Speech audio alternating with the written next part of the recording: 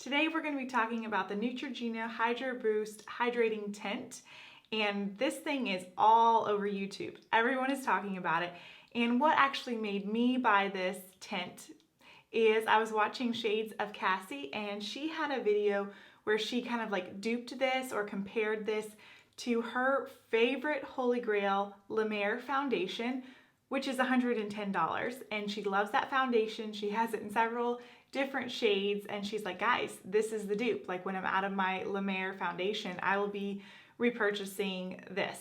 So I was like, sold.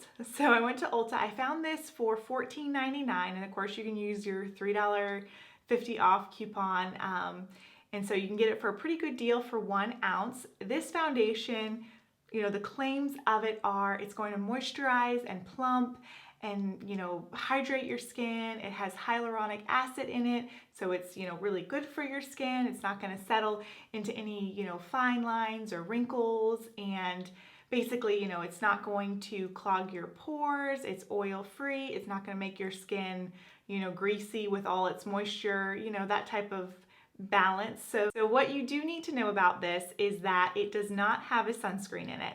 So just be aware of that. You know, you are going to have to wear your own sunscreen. This is not an all-in-one, you know, put my tinted moisturizer on and it has my sunscreen in it. You're going to have to make sure you wear it. But that's the only thing that I really wanted to bring out. And if you guys would like to see me try this tint on and kind of see how much I have to apply to get what kind of coverage and, you know, the longevity of it, let's go ahead and just get into the demo. This is what the bottle looks like, and it has a doe foot applicator that's similar to the Tarte Shape Tape and the Clinique 2-in-1 foundation. You either love these or you hate them. I don't recommend them if you have acne because it's not very sanitary to be dipping back in and out. But if you're just using it on yourself, it can be kind of convenient. So yeah, it's not too bad. So basically what I'm going to do is just do a couple swipes.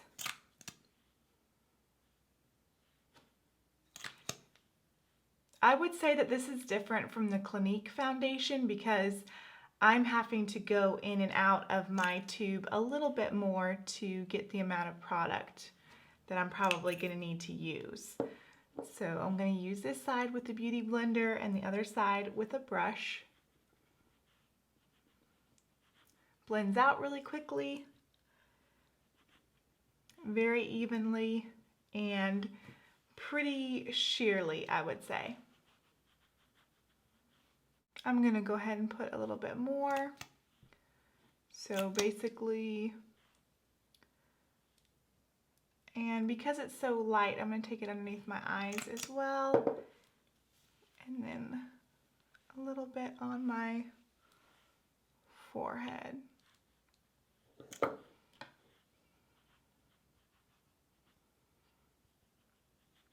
Feels very refreshing, feels hydrating, all of that.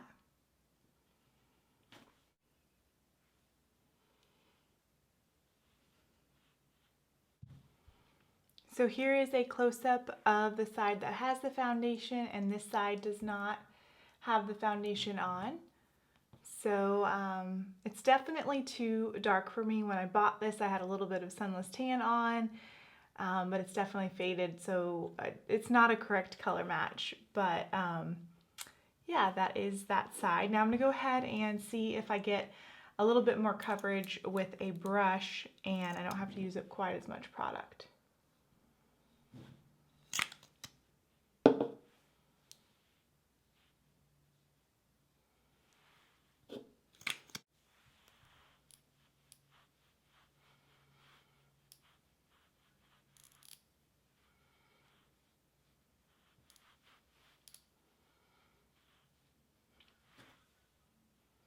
So that is basically 2.5 layers on this side versus 1 on this side with the brush. So you do get a little bit better coverage on the brush side, I think.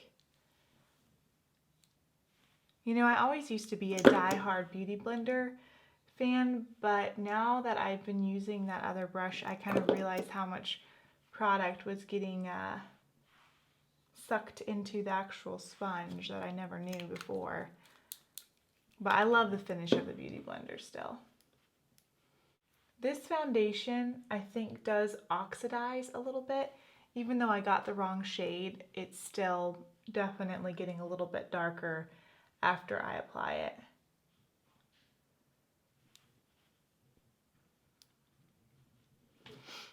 Because see, like that right there, that's obviously a lot lighter than the actual foundation on my face, if that makes sense. So if this stayed this shade, I would be fine as far as the color match, but because it oxidizes, I'm kind of out of luck.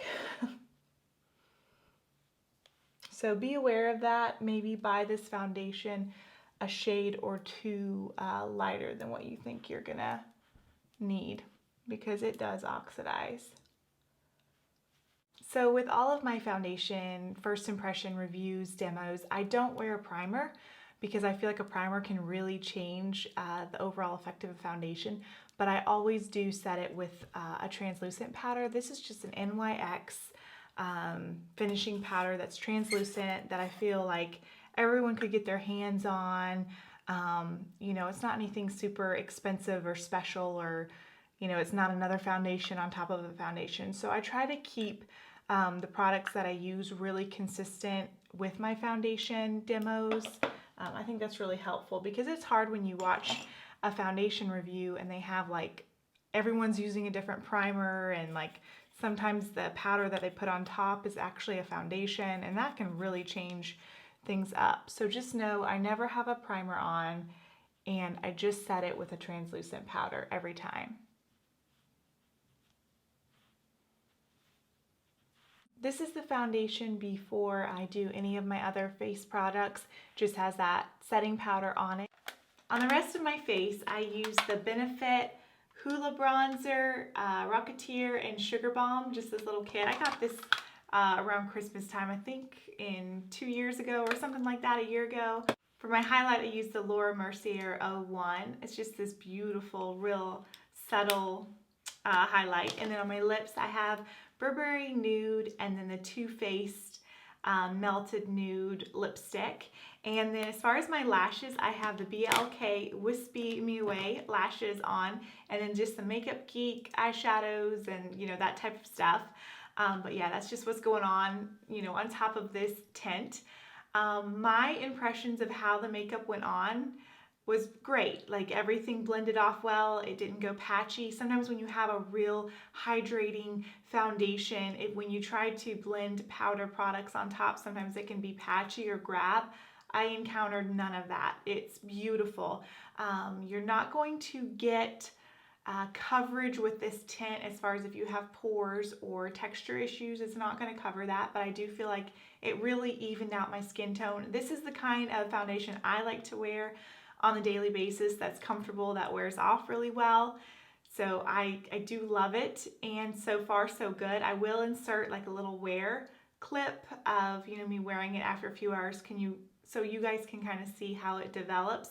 But it has been about 4 or 5 hours, and I think it's doing great. This foundation, basically its claims are it's going to be like moisturizing and hydrating for 24 hours. It's not necessarily claiming to be this high coverage for 24 hours, you know, immaculate finish type of thing. So as far as what they've claimed to do and what they are providing, I 100% agree. I do feel moisturized. I don't feel dry.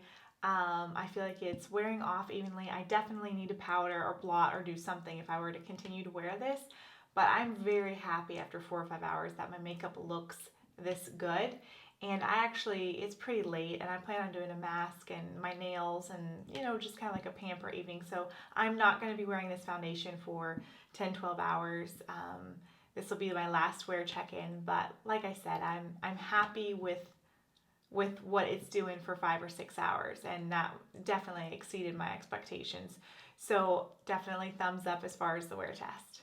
That concludes my thoughts on this Neutrogena hydrating tint. I hope it was helpful for you guys.